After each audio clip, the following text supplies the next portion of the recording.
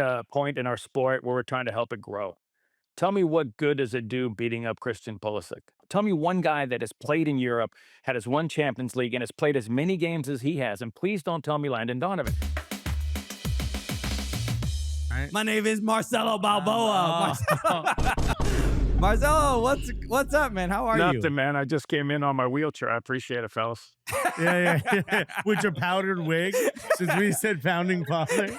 So I would have had a beard now, just a white beard. Oh my Lord. Founding father. Anything else you want to go with? Father Time? What do you want? El abuelo de fútbol. Wow. He's starting the senior PGA tour for soccer. Yes. No, man.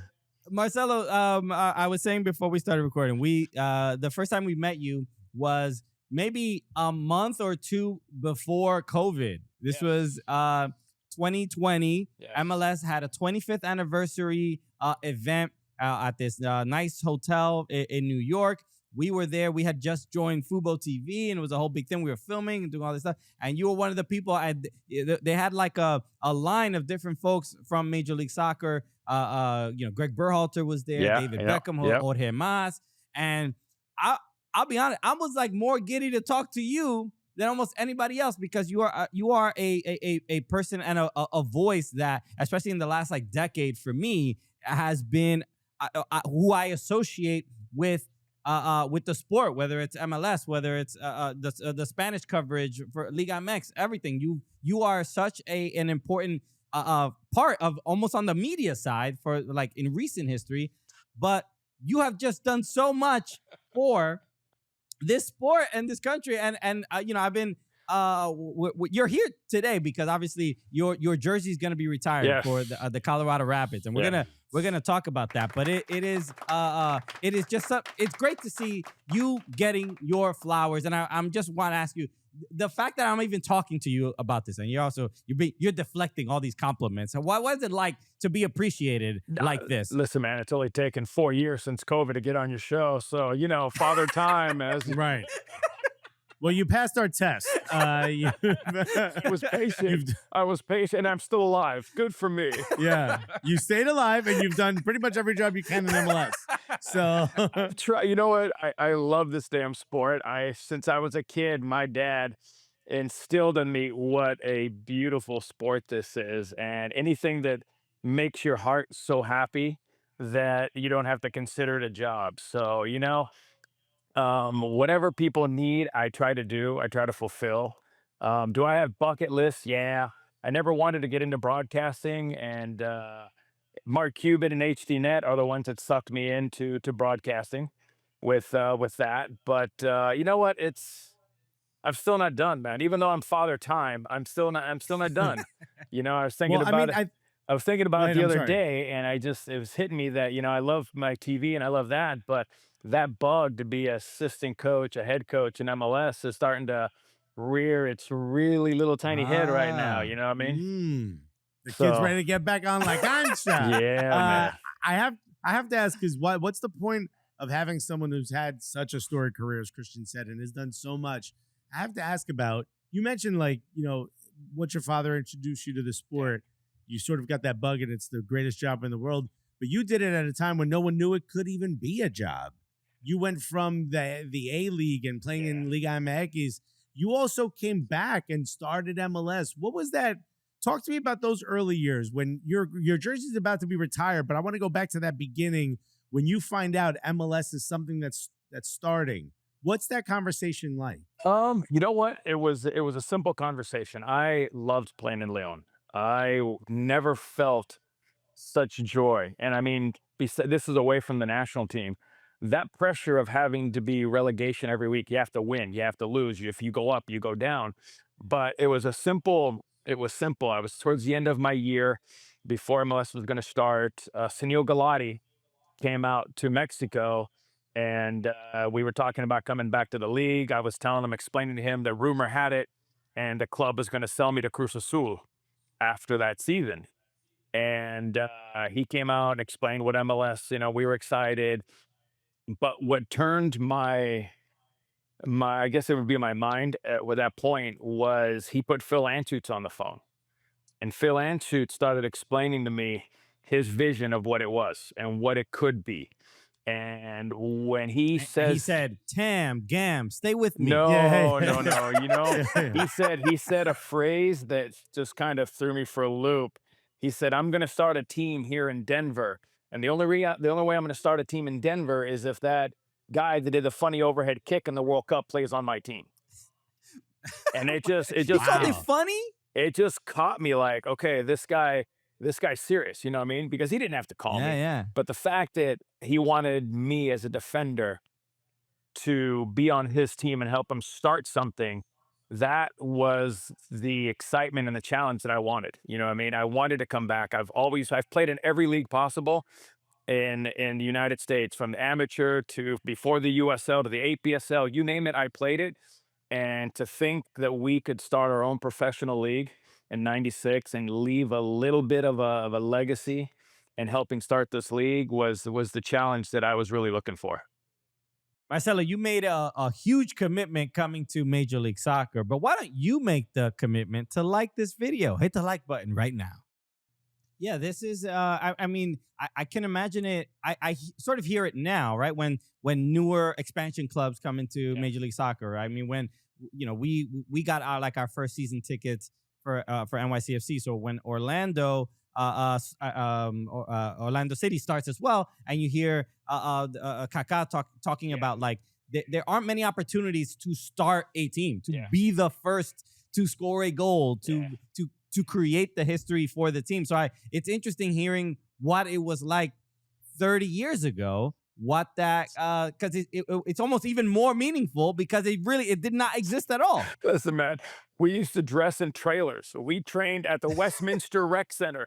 It was a big field that we had to put our goals, and we had to walk down a hill of 100 yards. But the rec center, where the senior citizens, everybody can go work out, that's where we trained. Next to that, we had two trailers.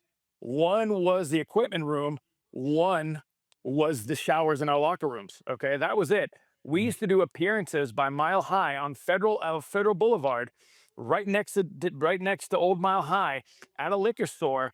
As cars at 5 o'clock were going by, we're waving Colorado Rapid flags, and we have Rapid men out there. We're trying to explain to people what the Rapids are.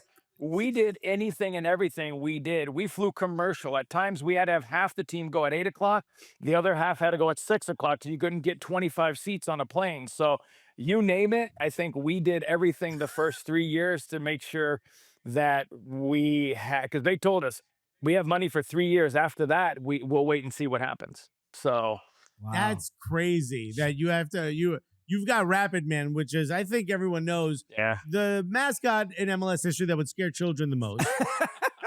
You have that guy, and you're getting changed next to old people. Old women are like, who are these new members of the Westminster? I think you could up the price of membership double, and I'd still come. Who's the guy with the ponytail that scored the funny overhead kick in the World Cup? I love it. Yeah. So- It's Oh. such a different era to think about it, because I think now it's easy for a lot of people to poo-poo, MLS or the differences between MLS and other leagues. But every time we talk to someone who was in the league that first year, they talk about it of like, bro, we had nothing, and now we had something, and the fight for that, and the fight to build that, to leave a legacy for the next generation of kids that grew up loving the sport, having the ability to play it here at home. That must have been more than just the money, the lights, and everything else. The ability to be that first must have meant something.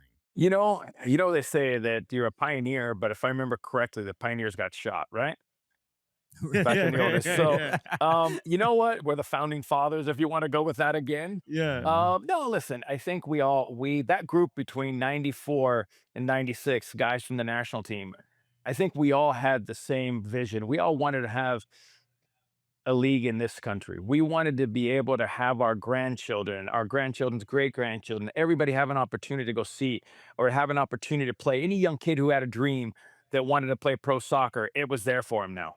And I think that's why a lot of us came back, because we wanted to see the sport succeed in our country. And listen, people have no clue the things we went through between '88 and even before that. all the way till we got to 94. The things we did, we lived together, we sacrificed so many things to make sure that when we left the game, and we knew we were not going to get the big money. That was we obviously knew that. But the important thing is our job was to leave a solid foundation. And then after that, that next generation had to build on top of that. So I think that when you look at the guys, and I'm not talking just the American guys, you want to talk about Valderrama could have played somewhere else. You know what I mean? Yeah. Marco Echeverri could have played somewhere else.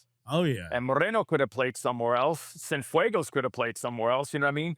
All these guys saw what we saw. They wanted to help us build a legacy.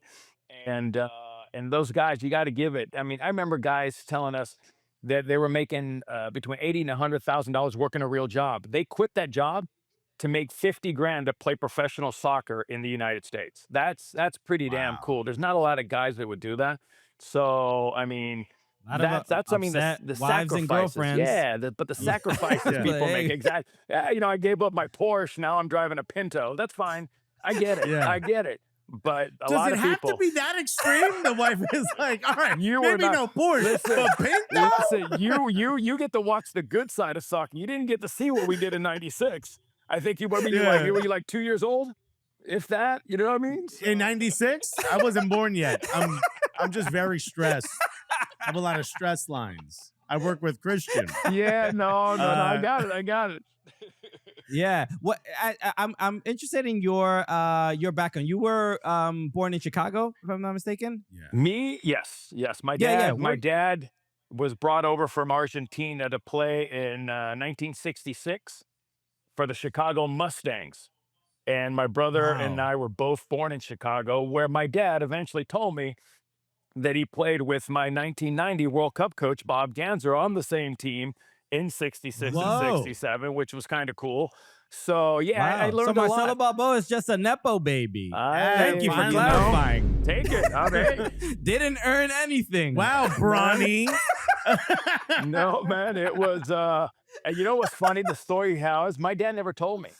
My dad told me after Bob Ganser told me, and Bob Ganser told me after he sat me down and told me you're gonna make the 98 World Cup the 90 World Cup team. You're going to play in a World Cup. And we had another Wow. like 5 I mean, emotionally, I was in shock. And then he tells me, I've never told you. I go, ask your dad. He goes, we played together in 1966. And I called up my dad after I was done. I'm like, are you kidding me? I go, why didn't you tell me? He goes, you have to earn it yourself. You have to earn the place on the team. I'm like, all right, Dad, cool. Wow. I'm like, rock Well, on. Well, finally, I feel good about growing up without a father. Oh my God, they make you earn it. That's not what I I want. love it. So, Yeah, but no. it's interesting. That's a proper Latino There you dad. go. Is a really, That's really a true Yes. father figure. That's Right there. it. But I love that. So your dad from Argentina. And what was the now these are always the conversations now about like dual nationals and representing that country, this country, whatever. What were the conversations like about representing the U.S. In your household? It was, well, there was no real opportunity to represent Argentina. Okay. Sure. So my goal as a 14-year-old, because I always played soccer and I was always, me and my brother, I always played up. I never played at my age group. So I always played a year up with my brother. And we got laughed at a lot because soccer wasn't big back then. But after the 87 Youth World Cup, where we played in Antofagasta in Chile with the U.S., my dad got a call from somebody in Argentina from the Federation and was saying, hey, is he interested? My dad's like, he already played for the U.S. And back then you couldn't go back and forth. So, Yeah. but they found out who I was after I played in the Under-20 World Cup. That's awesome, though. At amazing. least you got a little bit of a shout. Chicago seems like I don't think there were a lot of players on specifically the '94 World Cup team that were from the Chicago area. I know maybe Lawless is from Detroit, Yeah. right? And you've got your Kobe Jones, who's from Cali. Yeah. But a big chunk of the players you played with on the '94 team were from New Jersey. Yeah. Talk to me about the culture shock of having to deal with a bunch of people I from don't Jersey. wanna talk I'm born about and raised in Newark. Listen. I'm born and raised in Newark, so I get the vibe. I don't know. New York with Tony, you tell me. You know what I mean? Listen, I gotta say this. It was such a good group of guys. It took us a while to mesh. There's no doubt about it. We butted heads, East, West Coast, because we always had that rivalry. even when we played in the sports festivals. But I think once we all realized what we were able to do or capable of doing as a team. But the accents threw me for a while because when you're a West Coast boy and you listen to Tony talk, what I mean, back in the old day, Tony was Yeah, Tony was thick. Not so much now, but Tony Tony was still thick. got it. Yeah, man, it was Tony it- spent how many years now in media, and he's like, I'm never gonna speak the way you speak to the camera. exactly. Hartsey, not so much. Hartsey was more of the comedian, the Jim Carrey. He didn't really have it. Tab didn't really have that deep, that you know what I mean, that. But Tap Tony, doesn't speak. Tony, that's You true. have to speak to have an accent. But Tony had it deep, man. Tony had it going on. That's for sure. I love it. I also I'm glad I have the opportunity to ask you this, and I feel like my life has just gotten to this point where I can ask you this. The name Marcelo Balboa in the 80s must have been With a ponytail. With the Everyone thought you did ponytail. porn, right? Well, no, in but high school, yes, with the with the popularity, porn mustache, yes, in high school. with the popularity of Rocky, I mean, what was your life like? I mean, there must have been either jokes or people well, doing the accent towards you. One, no one knew I existed until I grew long hair. Once I grew long hair, all of a sudden people are like, oh, look at that dude with the long hair. So, but besides that, listen, I get everywhere I go, it's yo, Adrian. I get that. Yeah. I get the obvious, are you related to Rocky? Do you know Rocky Balboa? And I'm like, Gotcha. no, I don't. But yeah, it was, it's still a running joke. I'm 57, going on 58 this weekend, and I still to this day, I get people that joke around about Rocky Balboa with me, or yo, Adrian, how's Apollo? You Happy know what I mean? birthday. So, Happy birthday. thank you. Happy birthday. Thank you. Huh? Sure. I just So- there's like a peak because for me, my experience was when Tiger Woods crashed his car and was caught in the whole cheating scandal. For like the next 2 years, hey, Tiger, you look like Tiger. But was he a crashed very his car annoying because part his of my wife life. cracked him over the head with a club. Yeah. Also, he was on Ambien. He didn't just by the way, no. car. Yeah. Well, you get like a multitude of people who kind of look like Tiger Right. Woods. Yeah. I just get the Nottingham Forest owner of Angelinos Marinakis. That's Uh, his doppelganger. Yeah. which, at least I got my hairline still, guys. No disrespect, Mr. Marinakis. Be careful what you say. One of the things that I love about you is that you are, whenever you speak about MLS, you're very positive, right? Yeah. And you see the more than, I think a lot of people sometimes complain because they wish it was doing more, right? They wish it was making more of an impact, but you always find the positive in that. And I'm going to ask you a question that may shift that. Okay.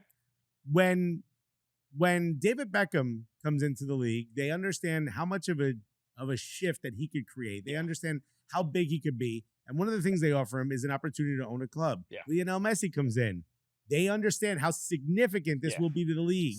They give him an opportunity to potentially own a club, allegedly, right? We don't know Yeah. that for sure. Yeah. No, But it's in his deal. Or, It's in his deal. or to be a part of Miami, right? Partner. Yeah. Part of Miami, Yeah. right? It's a part of a club ownership.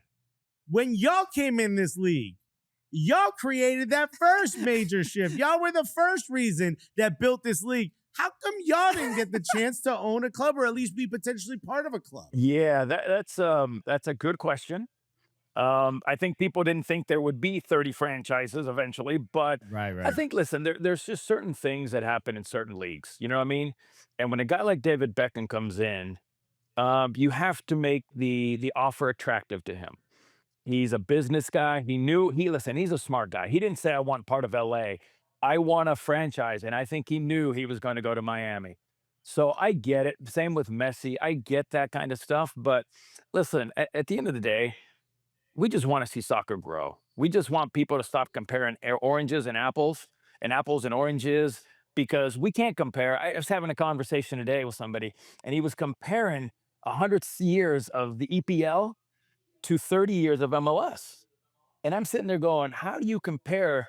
We still got 70 years to go to catch up to you know what I mean? So I'm a firm believer that, listen, we're gonna take some bumps here and there, but at the end of the day, you know what? When you can drag in Thierry Henry, when you can drag in David Beckham, when you can drag in Suarez, Messi, DePaul, and we can keep going down the list of players, that means we've got something that people are excited about. They see the future. They see what this league could be.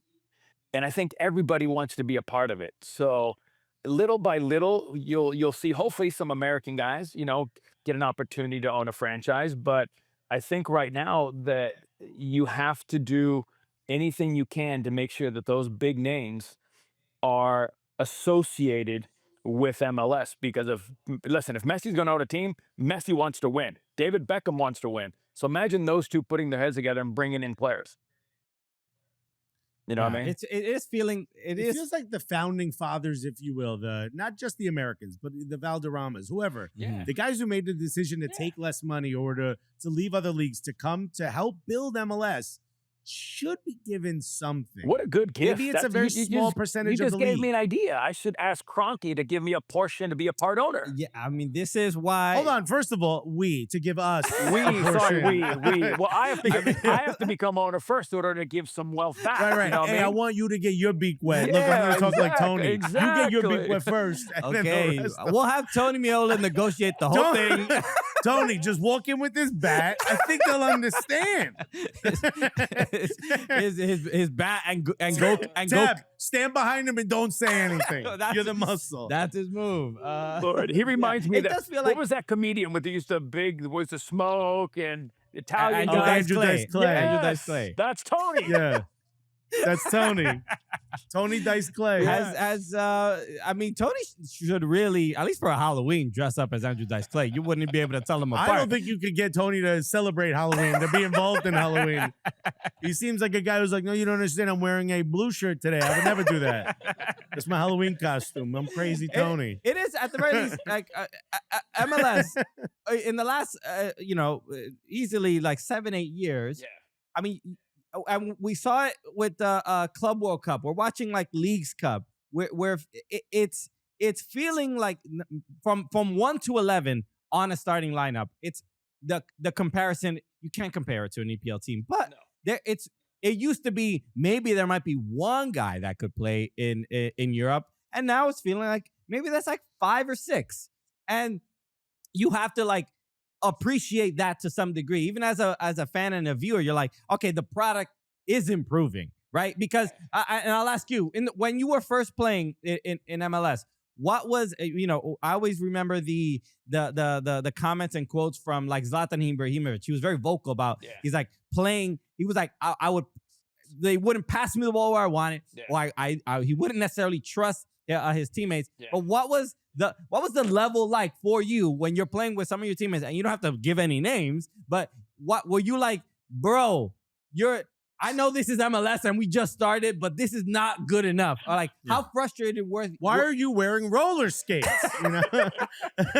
What was that feeling like for you joining the league? You know what? It was, and it wasn't the players. And I'll be honest with you, because remember the first day I walked into practice, and I left Mexico where it's very technical. You play every little 1-2s, you pass and move. And I remember coming to the first practice, and the coach sets up half of the field. We're on our half of the field, and we're playing out of the back. Well, I'm not playing as a center back. I'm playing as a double pivot with Trichu, okay? So the idea was ball to the keeper, center back, out wide, back to the keeper, back this side, and then a long ball. I'm not lying. Hit it as far as you can to our forward. And my job with Trichu was to run as fast as we could when the ball was in the air. Trichu's job was to run past the forward, so we flicked it. My job was to drop underneath the forward for the long ball, so if it played down, I can control it. I'm sorry. Hello? That's not what I signed up. Why am I running this much? That's not what I signed up for. You know what I mean? I just came from playing in a World Cup. I was at Olympiacos for a while. They played soccer. Then I went to Leon. We played soccer.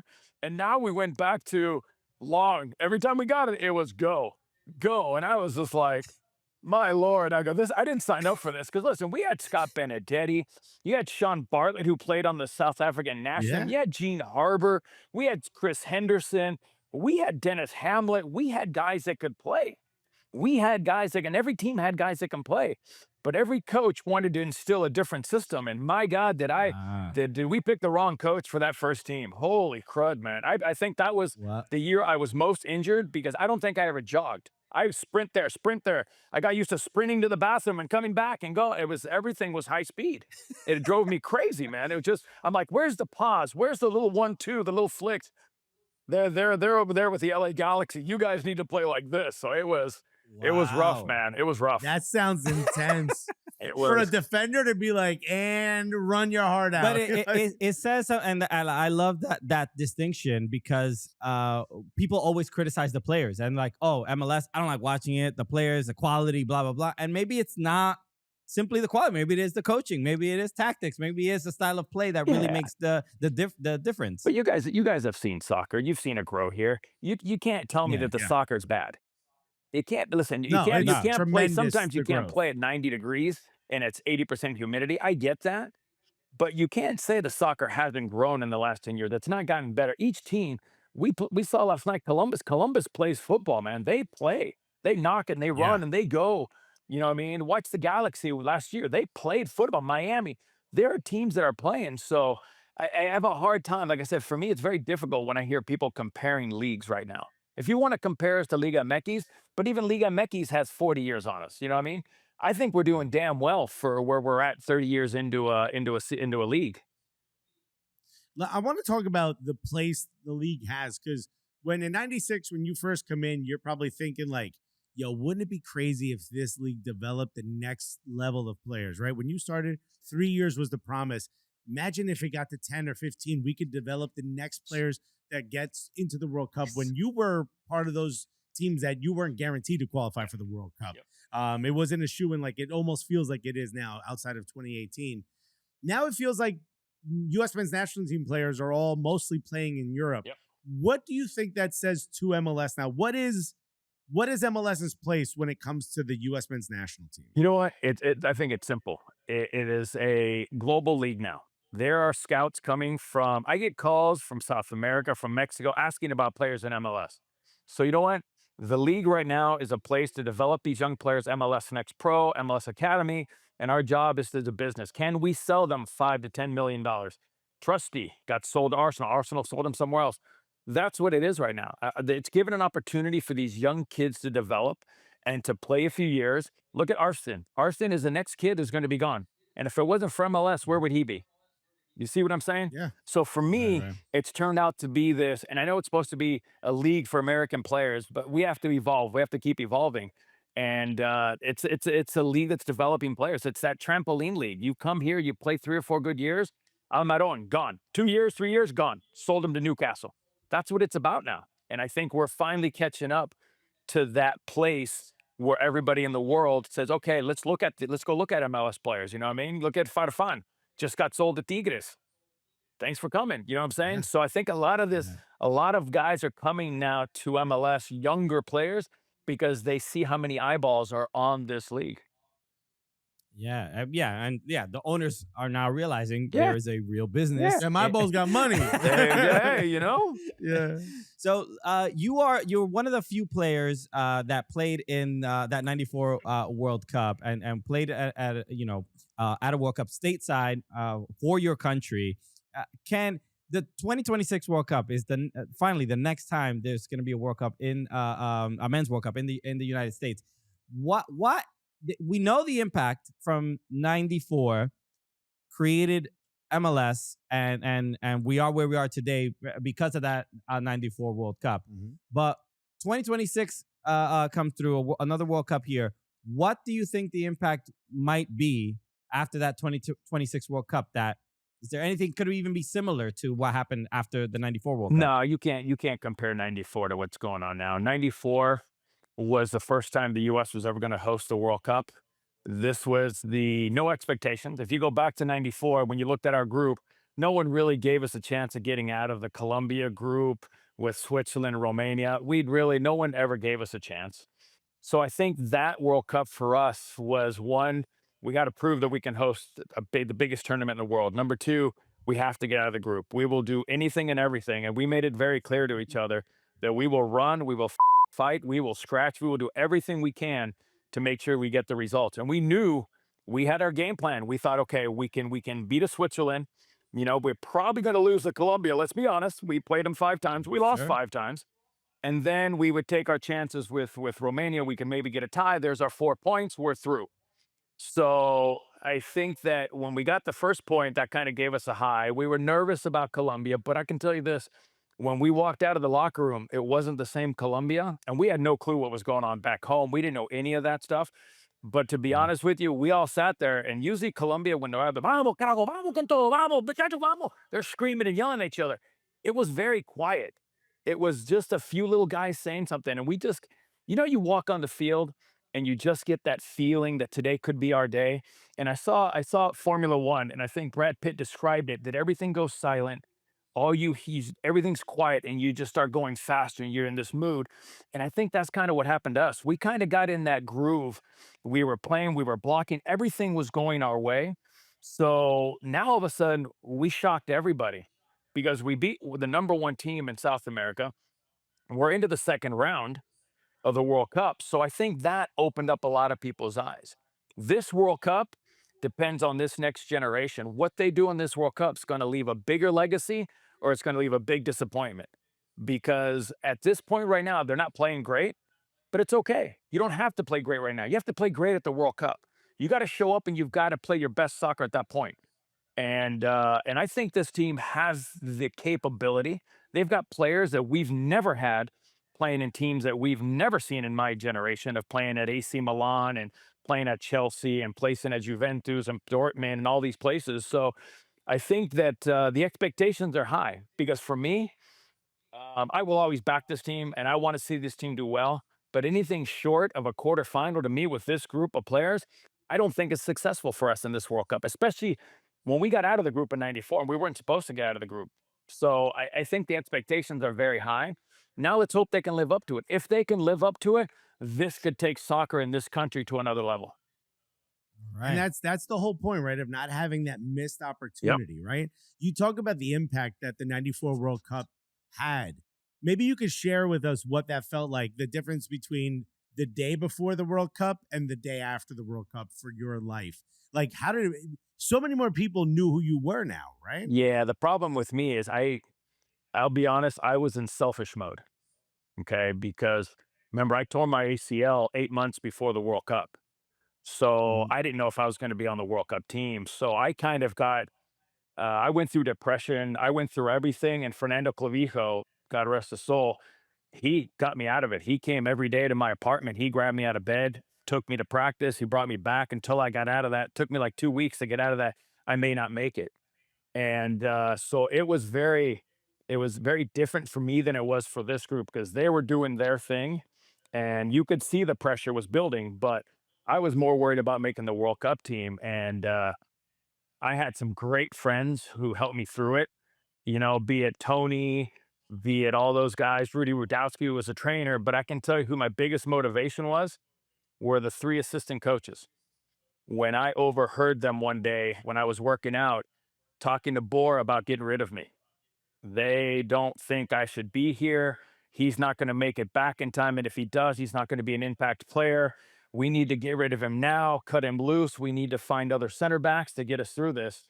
And when I heard that, man, it broke my heart that three out of the four coaches would give up on me after everything I've gone through, everything I've done. I've played every minute of every game in '91 and '92. So that fueled my fire even more to get back. And once I got back, I can tell you this, it was we were ready, man. I don't think any national team will be as ready as we were. Training together, eating together, watching soccer together, doing events, watching Lexi sing at the Hennessy's pub in Manhattan. I think it was in where was St. Louis Obispo. I don't know even where it was in Mission Viejo Yeah. area.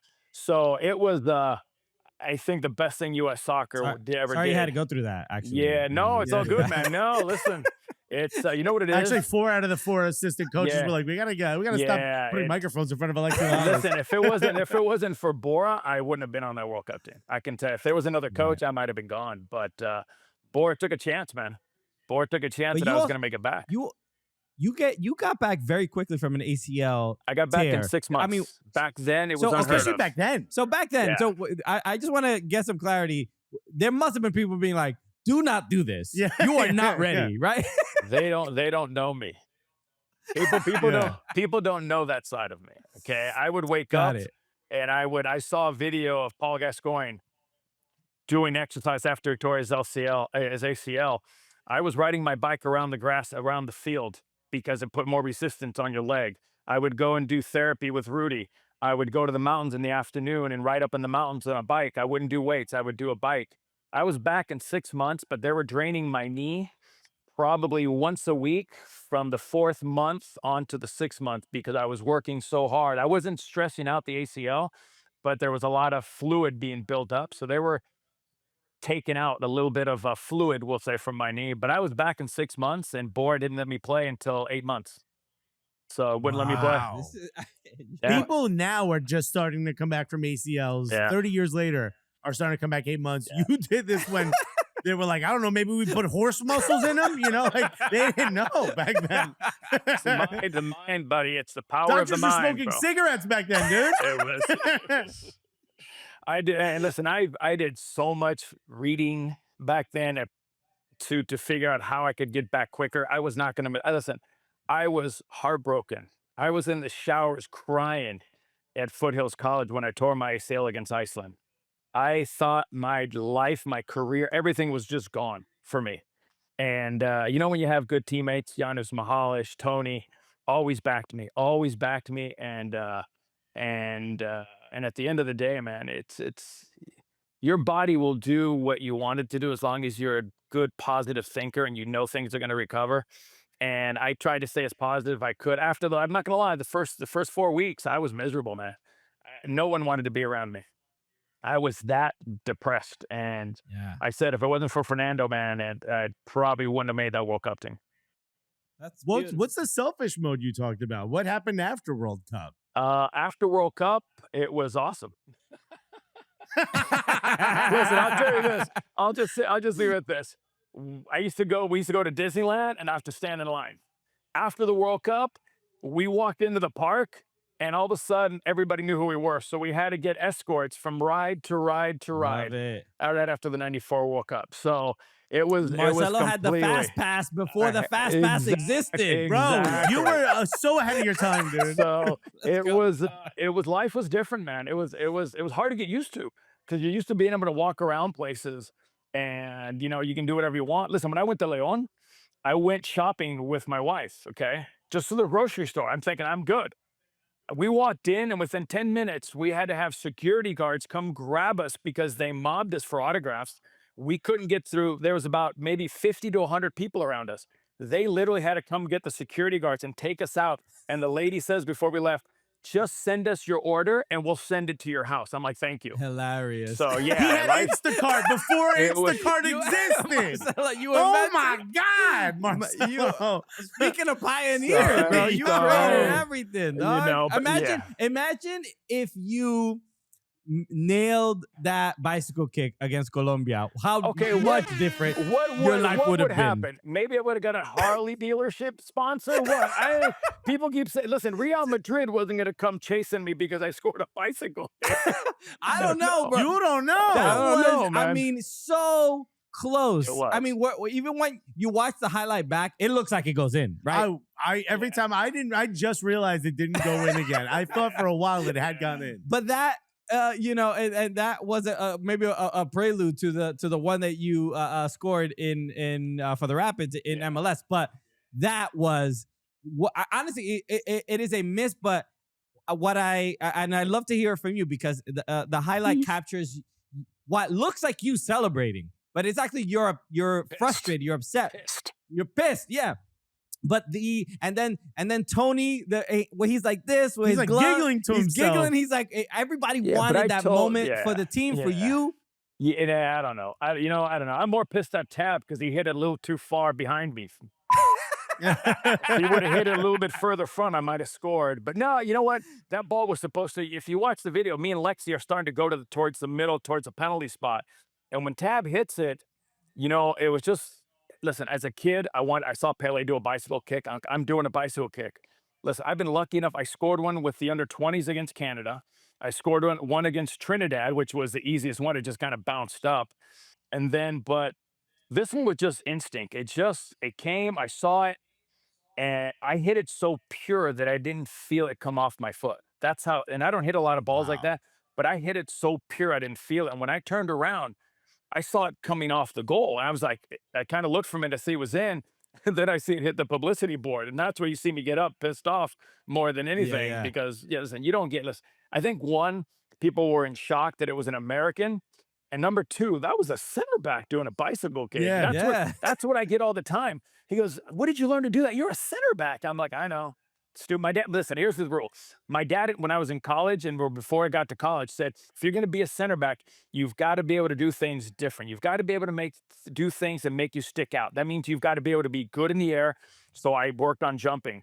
I worked on hitting balls from long distance. So I did all these things. And the bicycle kick was just something that was, mom's pissed because I broke a few lamps in the house, but that's okay. But it's just something that as a kid, it just fascinated me. Something different, something a lot of people couldn't do. And there was, I just missed one of the best misses ever, right? That's what they tell me. Yeah. Yeah, To me, it's in my heart, it went in. sure. At least I remember No. that one. I don't remember the Columbus one, but I remember that one. And Nice. let's I do want to wind down a little bit, but you are in the U.S. Soccer Hall of Fame as well, and then you're getting your jersey retired by the Colorado Rapids, and also historically, Colorado Rapids, great jerseys in general. I mean, you know what I mean? You're getting your number retired, but like you, especially that OG. 96, you looked awesome. The hair, The green and white the and black. the baggy shirts, like Yeah. it just. Do you miss the baggy shirt era? I do. I do. We went, but when I was done playing, we went to the Kappa skin tight jerseys.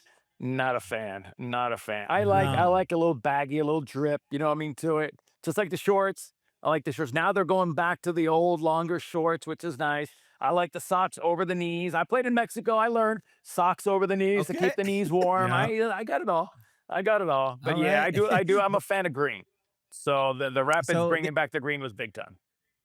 and they're retiring the number 17. And so, I mean, you again, you getting celebrated by U.S. Soccer and being in the U.S. Soccer Hall of Fame, and now getting your number retired by the club, which is a fairly rare thing. I mean, in soccer, this is not a thing that regularly happens. The numbers are just most fans and most cultures are just like the numbers just passed on. Yeah. But nobody will be wearing the number 17. So what does that feel like for you to get honored by the club in Well, this way? I feel like I was smart. I didn't pick a prime number that they could retire, like Right, a 10 or a 9. You know, what I mean, I feel pretty good. Pretty good. Smart move. Thinking ahead. You know what? I don't know. You know what? I've been asked this question a few times, and I'm a little lost right now. You know what I mean? Because when I played soccer, I played it because I love it, and I still love it now. I'm 58, 50, going on 58, and I still play it. I tore my shoulder up, and I'm still playing. So you know, it's hard for me because it's not an individual sport. The only reason I've been so successful is because of the wonderful players. Listen, I've had Tony behind me for years. I had Lexi to the side of me. I've had John Hart's, Tab Ramos. I mean, I've had wonderful teammates in Leon with Galgo and Tita. You know what I mean? So I don't know. It's hard for me to understand the my number being retired when I've had so many people in my life that have been teammates that have and have done so much to make like the first goal that the Rapids scored. Everybody says, "Oh, Marcelo scored." Do you guys even remember who the first assist was from? I ask everybody. No one does. But if that Uh, guy doesn't, Gene Harbor doesn't do what he does, I don't score that first goal. I'm in a position where they play it nice and easy in front of me. All I have to do is tap it in the corner. So you know, I have a hard time understanding the individual side of it when this is a team sport. So I mean, my head's wrapping around it, but I mean, it's an honor and a half that they even thought about doing this. But there's so many people that I would have to thank for having my number retired because of all my teammates that have helped me get to the positions I've been. You know what I mean?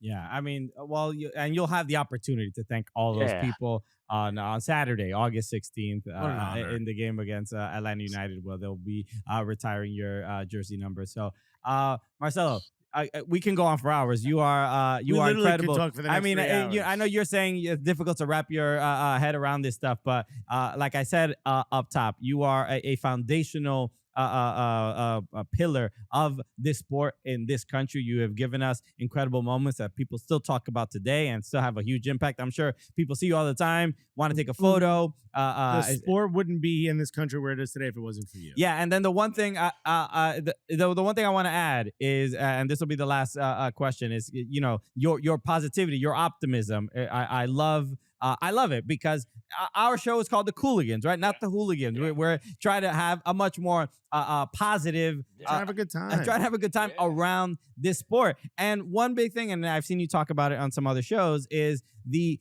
ex-player who criticizes the current players. Yeah. This is the thing you're really not a fan of, and for us, especially comedians, it's a little bit of fodder. I'm like, oh, hear what he said, and we get the bochinche, and we have a little fun with it. But you're not a fan of it. Why is that? It's not that I'm not a fan of it. Listen, I understand social media, and I know people like their clicks and likes. The more people you get, the more sponsors. I get all that stuff, but we're at a point in our sport where we're trying to help it grow.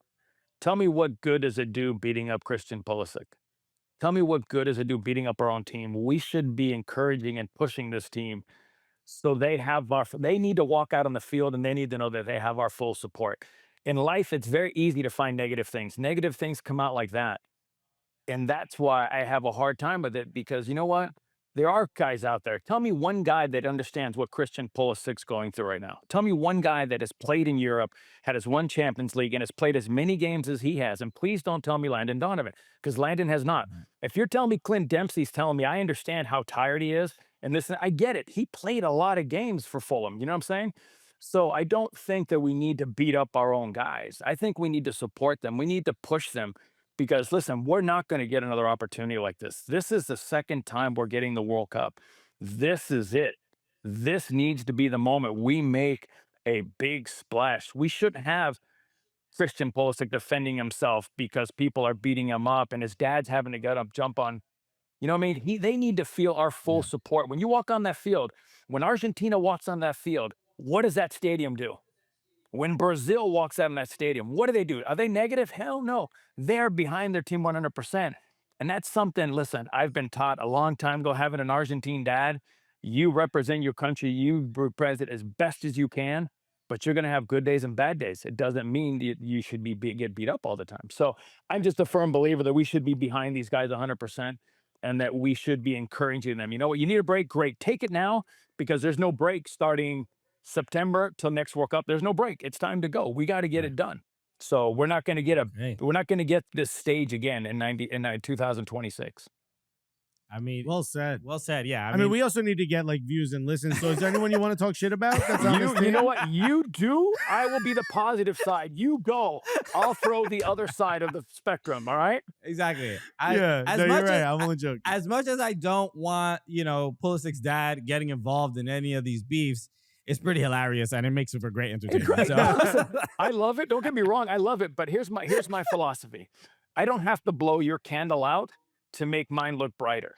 And that's what I don't like. True. That's what I don't like. We don't need to blow somebody like that to blow their flame out so then everybody sees my light. You know what I mean? Everybody has a light. Sometimes it's dim, sometimes it's bright. But we don't want to blow the light out because that to me is showing that we don't care about our players, our people, or anything in life. So, like I said, for me, it's no matter what happens, win or lose, I've got their back. I've played it.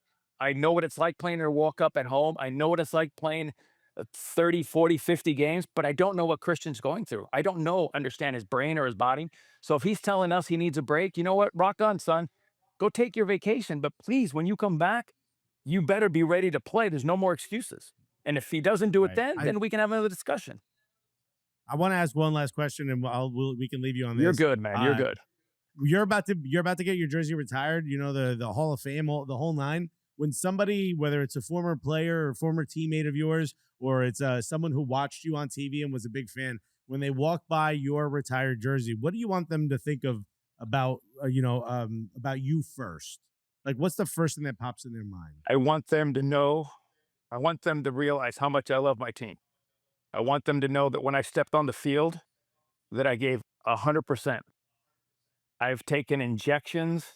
I've played through broken bones in my foot. I want them to realize that every time I put on that green, it means something to me. Even now, it means something, be it Leon or be it the Rapids. I want them to realize how much I love my team and how much I love my sport. That's what I want them to know. And that, because they're never going to know what kind of person I am because they're a fan and they don't get to interact all the time with me. You know what I mean? The important things for me is I'm a good father. I'm a good person. I try to be positive. But the fan, I want them to know how much I respected them and appreciated them. But I want them to know that when I stepped on the green on that field with that green jersey, I gave everything I had for them. I love that. It's beautiful. I also, when you said injections, some fans are gonna be like, Marcelo got a BBL? Yeah, damn. Lip filler? I got a kind of injection. I got Hard to a ask toe filler. I got a toe filler. You're ahead of the curve. You're ahead of the curve. Gotcha. You know, Buddy, there's a place on the internet for that too. Marcelo Balboa, Absolute legend. absolute honor for us. Thank you so much for joining us, and I'm so excited for your flowers to be given to you on the 16th in Colorado. It's just a really, really cool thing, and yeah, honored again as two Latino kids who again grew up watching you. It's just like a really, really dope experience for us to have you on our show. well, So let thank me you so let me much, say Marcelo. this. I appreciate it. And listen, we all have our job in sports. We are on the field. You guys are off the field, but you guys do an awesome job too, promoting the sport and calling people out when they need to be called out. So we, as former athletes and as fans, appreciate what you guys do. Oh, That means the world. That dude. means the Thank world. you. Thank you so much, Marcelo. I appreciate it. All right, take care, man.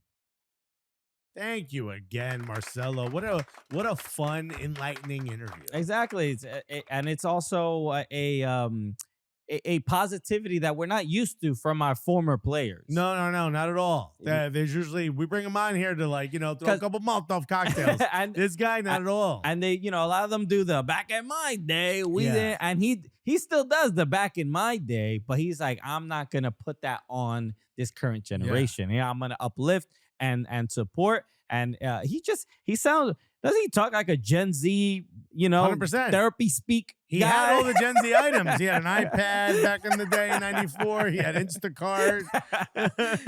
The best. So yeah, this really, really dope. We enjoy it. I know our audience did as well. Marcelo is really, really dope. So thank you to Marcelo and the Rapids for making that happen. And if you are in the Colorado area, go to his jersey retirement on the 16th. Deserves it, man. Yeah, without a doubt. So The man was waving flags, getting changed with old people. He deserves this. the commitment to the Okay. crest is unmatched. So as always, make sure you subscribe.